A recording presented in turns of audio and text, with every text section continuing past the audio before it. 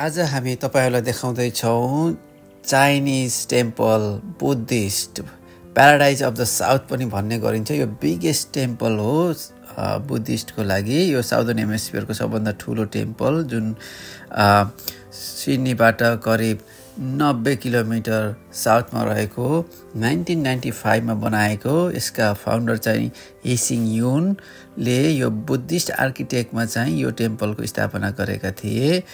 अनि यो टेम्पल चाहिँ साह्रै नै राम्रो मानिन्छ र यो साउदर्न हेमिस्फियरमा सबभन्दा ठुलो चाइनिज बुद्धिस्ट टेम्पलको रूपमा रहेको छ। र यो टेम्पलमा धेरै हामीले बुद्धिस्ट आर्किटेक्टहरू देख्न पाइन्छ र कता कता हामीलाई नेपाल गएको पनि महसुस भयो है। यसका सबै वस्तुहरू कलाहरू चाहिँ चाइनाबाट लिएका रहेछन् र यो यति राम्रो हाइटमा छ कि है यहाँबाट एकदमै रमणीय दृश्य देख्न सकिन्छ र यहाँ टुरिस्टहरूको पनि उच्चतम चाप देख्न पाइएको थियो। खास गरेर यो बुद्धिस्ट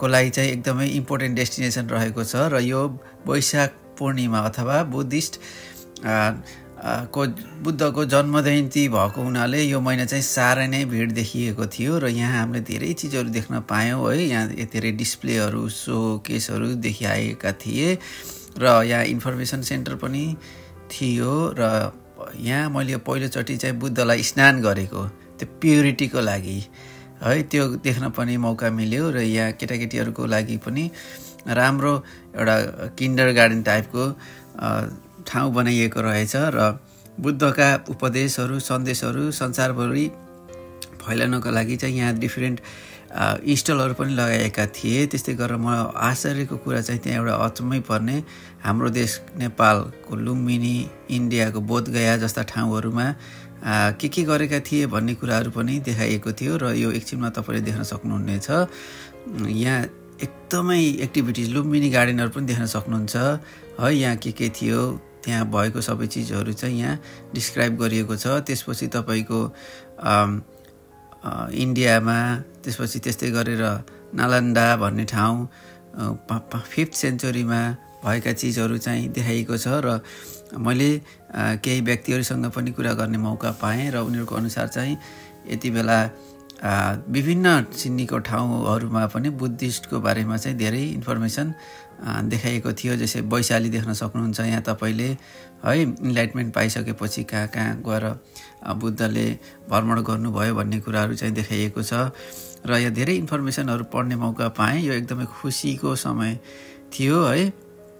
अनि यति मात्रै नभएर यहाँ चाहिँ बुद्धले दिएका एस्थेटिक प्र्याक्टिसहरू अनि है यो मेडिटेसन सम्बन्धीहरू ज्ञानहरू पनि बाँडिएको थियो र बच्चाहरू यो वर्ष जन्मिने बच्चाहरूको लागि पनि चाहिँ यो स्पेशल दिन भएको हुनाले डार्लिङ हार्बर जस्तो ठाउँहरूमा पनि डिफ्रेन्ट इभेन्टहरू आयोजना गरिएको थियो। अब अस्ट्रेलिया मल्टिकल्चर कन्ट्री भएको हुनाले यहाँ चाहिँ एउटा डाइभर्सिफिकेसन पनि देख्न सकिन्छ र यहाँ खास गरेर यहाँका मान्छेहरूसँग कुरा गर्दा उनीहरू नेपालमा पनि गएको देखे, कोही कोरिया, कोही चाइना, कोही भियतनामबाट आएका है।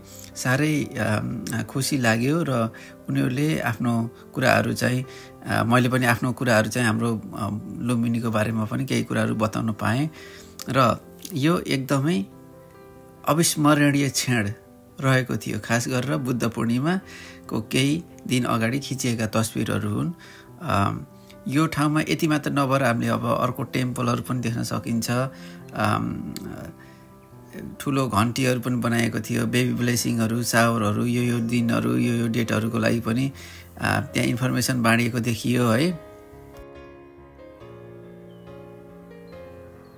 र मेडिटेसन रिट्रिट्सहरू विभिन्न कोर्सहरू पनि त्यहाँ रहेछन्। अनि इन्फर्मेसन सेन्टरमा पनि जाने मौका पाएँ। अलिक ढिला भएको थियो तर इट वाज रियली गुड।